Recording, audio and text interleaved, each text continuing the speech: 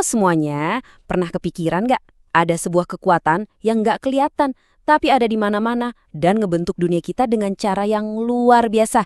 Nah, hari ini kita bakal bongkar tuntas soal magnetisme.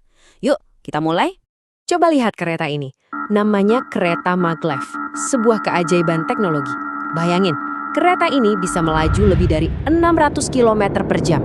Tapi, yang paling gila bukan cuma kecepatannya. Kereta ini terbang. Beneran, dia nggak nyentuh rel sama sekali. Pertanyaannya sekarang, gimana caranya ya? Gimana caranya benda seberat kereta api bisa ngambang di udara? Nah, ini yang misteri yang bakal kita pecahkan bareng-bareng hari ini. Oke, untuk bisa ngerti gimana ceritanya kereta itu bisa terbang, kita harus mundur sedikit, kembali ke dasar-dasarnya. Kita perlu paham dulu aturan main dari magnet. Jadi, apa sih magnet itu? Gampangnya gini, magnet itu benda yang punya kekuatan tak terlihat di sekelilingnya. Kekuatan ini kita sebut medan magnet.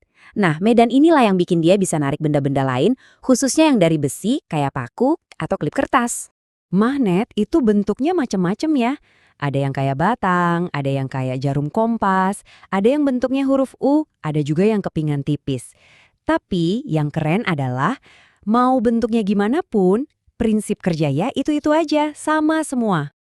Dan ini dia prinsip paling penting yang pertama. Setiap magnet, gak peduli sekecil atau sebesar apapun, pasti punya dua ujung yang beda.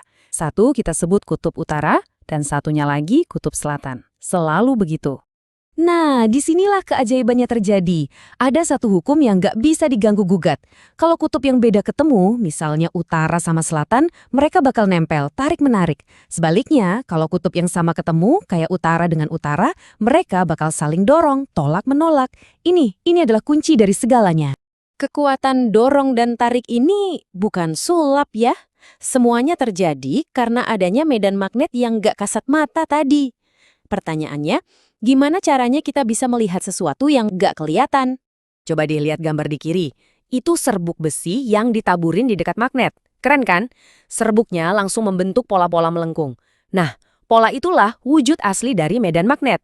Para ilmuwan lalu menggambarkannya jadi lebih rapi, seperti di gambar kanan, yang disebut garis medan magnet. Kalau kita perhatiin lagi diagramnya, garis-garis itu kelihatannya paling numpuk, paling padat di ujung-ujungnya kan? Itu artinya, kekuatan magnet yang paling besar itu selalu ada di kutub-kutubnya. Oke, pertanyaan bagus. Kita tahu magnet itu nempel sama paku besi. Tapi gimana dengan benda lain? Kayu, kaca, emas, apa semuanya juga bisa ditarik magnet? Ternyata jawabannya enggak. Benda-benda itu bisa kita bagi jadi 3 kelompok. Ada yang namanya ferromagnetic, ini yang nempelnya kuat banget, contohnya ya besi.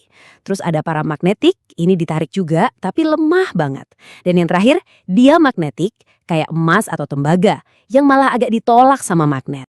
Oke, teorinya udah cukup nih. Sekarang kita lihat gimana sih prinsip-prinsip tadi beneran dipakai di kehidupan kita sehari-hari. Contoh yang paling gampang kita temui itu kompas. Jarum kecil di dalamnya itu sebenarnya magnet. Nah, karena planet bumi kita ini juga magnet raksasa, jarum kompas itu bakal selalu ngikutin arah medan magnet bumi dan nunjuk ke utara. Simpel, tapi jenius banget kan? Tahu nggak sih, kita juga bisa loh bikin magnet sendiri. Ada 3 cara utama. Digosok-gosok pakai magnet lain, ditempelin atau dideketin ke magnet yang kuat, atau cara yang paling powerful yaitu pakai listrik. Nah, yang ketiga ini nih, elektromagnetisme, ini penting banget buat mecahin misteri kereta kita tadi. Nah, sekarang semua kepingan puzzle-nya udah lengkap nih. Waktunya kita balik lagi ke pertanyaan awal dan kita bongkar rahasia kereta maglev. Oke, kita lihat lagi keretanya. Masih ingat kan soal elektromagnetisme yang pakai listrik tadi? Nah, kereta ini sama relnya itu dipasangi elektromagnet super kuat. Jadi, kuncinya tuh di sini. Para insinyur dengan sengaja bikin kutub magnet di bawah kereta sama dengan kutub magnet di relnya. Misalnya, kutub utara ketemu kutub utara. Ingat hukum magnet, kalau kutub yang sama ketemu, mereka bakal tolak-menolak. Gaya tolakan inilah yang saking kuatnya bisa ngangkat seluruh badan kereta. Dan karena keretanya ngambang, artinya nggak ada gesekan sama sekali antara roda sama rel. 0 gesekan. Tanpa ada yang nahan lajunya, kereta ini bisa melesat dengan kecepatan yang gila-gilaan. Keren banget kan? Dan ini tuh bukan cuma buat kereta canggih aja loh. Magnetisme ada di mana-mana. Di motor listrik kendaraan kita, di speaker buat dengerin musik, di pintu kulkas yang bisa nutup sendiri, bahkan di hard disk komputer yang nyimpan semua data kita. Sadar atau enggak, kita hidup di dunia yang magnetis. Ini jadi bikin kita mikir ya, kalau kekuatan tak terlihat ini aja bisa bikin kereta terbang, coba bayangin deh hal-hal mustahil apa lagi yang mungkin bisa kita wujudkan di masa depan pakai kekuatan magnet. Nah, itu jadi pemikiran buat kita semua. Makasih banyak udah nyimak.